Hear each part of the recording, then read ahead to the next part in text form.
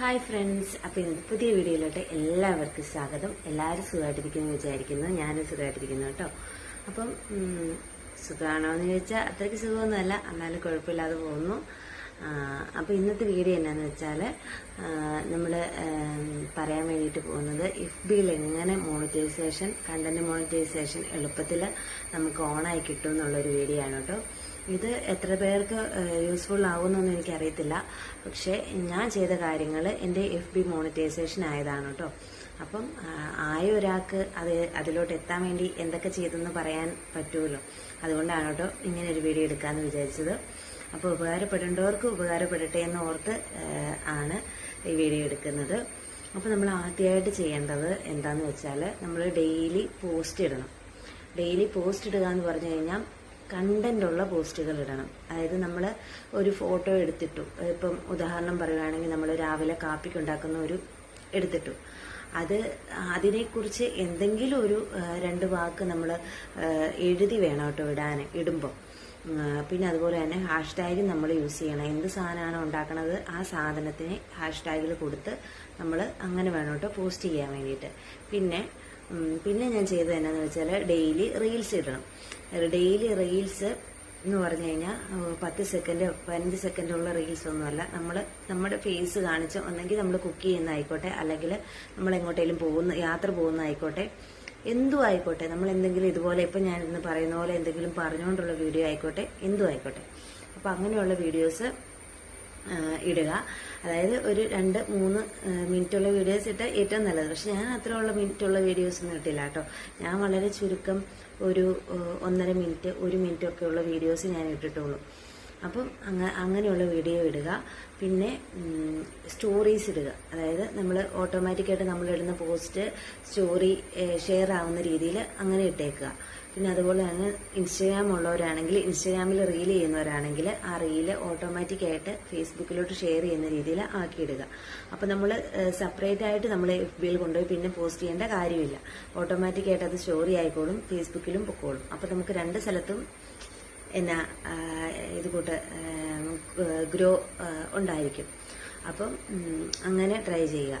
പിന്നെ അതുപോലെ തന്നെ എന്നാ പറയുക, ഈ പോസ്റ്റ് ഇടുന്നത് ഡെയിലി ഇടുക. അതായത് രാവിലെ ഒന്നിടുക, ഉച്ചയ്ക്ക് ഒന്നിടുക, വൈകുന്നേരം ഒന്നിടുക, രാത്രിയിലൊന്നിടുക. അങ്ങനെ ഒരു ഡെയിലി, അതായത് നമുക്ക് കണ്ടന്റുകൾ നമ്മൾ ഇപ്പോൾ കാണുമ്പോൾ പെട്ടെന്ന് നമ്മളിങ്ങനെ ഒരു കാര്യം കാണുന്നു, അല്ലെങ്കിൽ കുഞ്ഞുള്ളവരാണെങ്കിൽ കുഞ്ഞിൻ്റെ ഒരു കാര്യം കാണുന്നു, അല്ലെങ്കിൽ കുഞ്ഞിൻ്റെ ഒരു ഫോട്ടോ എടുക്കുന്നു, അല്ലെങ്കിൽ അവളുടെ ചെറുപ്പത്തിലൊരു ഫോട്ടോ എടുക്കുന്നു, അവളുടെ ഇപ്പോഴത്തെ ഒരു ഫോട്ടോ എടുക്കുന്നു.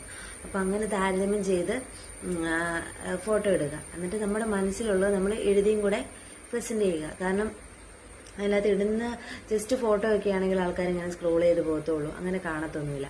പക്ഷെ അതിനകത്ത് എന്തെങ്കിലും സ്റ്റോറി എഴുതി ഇടുവാണെങ്കിൽ ആൾക്കാർക്ക് ഇതിനകത്ത് എന്നതാണ് അവൾ എഴുതി വെച്ചേക്കുന്നത്, അല്ലെങ്കിൽ അവൻ എന്നതാണ് എഴുതിയേക്കുന്നത് എന്നൊന്ന് വായിക്കാനൊരു ക്യൂരിയോസിറ്റി തോന്നും. അപ്പം അതുകൊണ്ട് നമ്മൾ എടുക്കുന്ന ഫോട്ടോ, അതിപ്പോൾ ഏത് ഫോണിലായിക്കോട്ടെ, ക്ലാരിറ്റിയുള്ള ഫോണായിക്കോട്ടെ, ക്ലാരിറ്റി ഇല്ലാത്ത ഫോണായിക്കോട്ടെ, ഏതായിക്കോട്ടെ, എടുക്കുന്ന ഫോട്ടോയ്ക്ക് ഒരു ക്യാപ്ഷനൊക്കെ കൊടുത്ത്, ഒരു ഹാഷ്ടാഗ് ഒക്കെ കൊടുത്ത്, ഒരു കണ്ടന്റൊക്കെ കൊടുത്ത് ഇടുക. പിന്നെ എന്താ പറയാനുള്ളത്, അങ്ങനെ നമ്മൾ കണ്ടിന്യൂസ് ഇട്ട് പോവുക, നിർത്തരുത്, സ്റ്റോപ്പ് ചെയ്യരുത്. പിന്നെ എനിക്ക് ആദ്യമായിട്ട് ഒന്നും അറിയത്തില്ലായിരുന്നു ഈ ഫേസ്ബുക്കിൽ ഇങ്ങനെ വീക്ക്ലി ടാസ്ക് ഉണ്ടെന്നൊന്നും എനിക്ക് അറിയത്തില്ലായിരുന്നു. ഞാൻ ചുമ്മാ ഇങ്ങനെ പോസ്റ്റ് ഇട്ടിട്ട് പോകുമായിരുന്നു കേട്ടോ. പിന്നെയാണ് എനിക്ക് മനസ്സിലായത് ഫേസ്ബുക്കിൽ നമുക്ക് വീക്ക്ലി ടാസ്ക് എന്ന് പറഞ്ഞൊരു ഓപ്ഷൻ ഉണ്ട്. ആ വീക്ക്ലി ടാസ്കിൽ പോകുമ്പോഴത്തേനും ഡെയിലി ഇത്ര റീൽ ഇടണം, ഇത്ര പോസ്റ്റ് ഇടണം എന്ന് ഉണ്ട്. അത് നമ്മൾ ഏകദേശമൊക്കെ കംപ്ലീറ്റ് ചെയ്ത്, ഞാനൊരു 10 കൂടുതൽ ഞാനത് കംപ്ലീറ്റ് ചെയ്തിട്ടുണ്ട് കേട്ടോ. കാരണം നമുക്ക് കംപ്ലീറ്റ് ചെയ്യാൻ പറ്റാത്തത്ര ടാസ്കുകളായിരിക്കും നമുക്ക് FB ചിലപ്പോൾ തരുന്നത്. ചിലപ്പം 20 പോസ്റ്റ് ഇടാൻ, ചിലപ്പം 4-5 റീലൊക്കെ പറയത്തുള്ളൂ. അതുപോലെ തന്നെ ഫോളോവേഴ്സിന് ഇത്ര വേണമെന്ന് പറയും, എന്നാ പറയാം, ഇത്ര, അതായത് നമ്മുടെ വീഡിയോയ്ക്ക് ഇത്ര കമന്റുകൾ വേണമെന്ന് പറയും, അങ്ങനെയൊക്കെ പറയും കേട്ടോ. കമന്റുകൾ, ലൈക്കുകൾ ഇത്ര വേണമെന്നൊക്കെ പറയും. അപ്പോൾ അതെല്ലാം നമ്മൾ ഒറ്റ ഫോട്ടോ ഇട്ടതുകൊണ്ടോ, അല്ലെങ്കിൽ 2 ഫോട്ടോ ഇട്ടതുകൊണ്ടോ, അല്ലെങ്കിൽ ഒരു റീൽ ഇട്ടതുകൊണ്ടോ, 2 റീൽ ഇട്ടതുകൊണ്ടോ നമുക്ക് കിട്ടത്തില്ല ഒരിക്കലും. പിന്നെ അതുപോലെ തന്നെ നമ്മുടെ വീഡിയോസ് കാണാൻ കൂടുതൽ ആൾക്കാർ നമ്മളിലേക്ക് എത്തണമെങ്കിൽ നമുക്കറിയാവുന്നവർക്കും നമുക്കറിയത്തില്ലാത്തവർക്കും ഒക്കെ നമ്മൾ സപ്പോർട്ട് ചെയ്യണം കേട്ടോ. അറിയാവുന്നവർക്ക് മാത്രമല്ല, നമുക്കിപ്പോൾ FBയിൽ കാണുന്ന എല്ലാവരെയും നമുക്കറിയാവോ? അറിയത്തില്ല. ഈ പറഞ്ഞ നമ്മളെ അറിയത്തില്ലാത്തവരായിരിക്കും FBയിലുള്ളവരും ഈ സോഷ്യൽ മീഡിയയിലുള്ളവരും എല്ലാവർക്കും. നമ്മൾ വളരെ ചുരുക്കം വീട്ടുകാരും നാട്ടുകാർ മാത്രം ആയിരിക്കത്തുള്ളൂ നമ്മളെ അറിയാവുന്നവർ. അപ്പോൾ എന്നാന്ന് വെച്ചാൽ നമ്മളെപ്പോലെ തന്നെ ഓണാവാൻ വേണ്ടി CM ഓണാവാനും ഒരു കുഞ്ഞ് ഏണിങ്സ് ഉണ്ടാക്കാനും ഇരിക്കുന്നവരായിരിക്കും ഭൂരിഭാഗം ആൾക്കാരും. അപ്പം നമ്മൾ അവർക്ക് സപ്പോർട്ട് കൊടുക്കണം. അവരെന്തിട്ടാലും നമ്മൾ അവർക്ക് എഴുതി, അതായത് ലവോ അങ്ങനെയുള്ളതൊന്നുമല്ല, നമുക്ക് അവർ എന്താണോ അവരിട്ടേക്കുന്ന കണ്ടന്റിനോട് ചേർന്നുള്ളത് എന്തെങ്കിലും ഒരു വാക്ക് നമ്മൾ എഴുതി ഇട്ട് അവരെ പ്രോത്സാഹിപ്പിക്കുക. അപ്പം അതുകൊണ്ടുള്ള നേട്ടം എന്നാന്ന് വെച്ചാലുണ്ടല്ലോ, ഇപ്പം അവരുടെ ഫ്രണ്ട്സ്, അവരുടെ റിലേറ്റീവ്സ് ഒക്കെ അവരുടെ ഇത് ഫോട്ടോസ് വീഡിയോസ് ഒക്കെ കാണുന്നവരായിരിക്കുമല്ലോ. അപ്പോൾ എടുത്ത് നോക്കുമ്പോഴത്തേക്കും എന്താ, ഇതാരാണോ എഴുതി കമന്റ് ഇട്ടേക്കുന്നത്? അപ്പോൾ നോക്കുമ്പോഴത്തേക്കും എന്താ, സ്വാഭാവികമായിട്ട് നമ്മുടെ പ്രൊഫൈലിലോട്ട് അവരുടെ കണ്ണുകൾ വരും. അപ്പോൾ നമ്മുടെ വീഡിയോസൊക്കെ ഒന്ന് എടുത്ത് നോക്കാൻ തോന്നും, നമ്മുടെ ഫോട്ടോസ് ഒക്കെ ഇഷ്ടപ്പെട്ട അവർക്ക് ലൈക്ക് ചെയ്യാൻ തോന്നും. അങ്ങനെ ലൈക്ക് ചെയ്ത് നമുക്ക് അങ്ങനെ ആൾക്കാർ നമ്മളിലോട്ട് കൂടുതൽ അടുക്കും. അപ്പം നമുക്ക് അറിയാവുന്നവർക്ക് മാത്രമേ നമ്മൾ സപ്പോർട്ട് കൊടുക്കുമെന്ന് ഓർത്തിരുന്ന് കഴിഞ്ഞാൽ നമുക്ക് ഒരു കാര്യം നടക്കത്തില്ല കേട്ടോ. നമുക്ക് അറിയത്തില്ലാത്തവരെ നമ്മൾ സപ്പോർട്ട് ചെയ്യുകയും ചെയ്യണം. തിരിച്ച് ഈ പറയുന്ന പോലെ അവർ നമ്മുടെ വീഡിയോയ്ക്ക് കമന്റ് ഇട്ടാൽ നമ്മൾ ആ കമന്റിന് റിപ്ലൈ കൊടുക്കുകയും വേണം.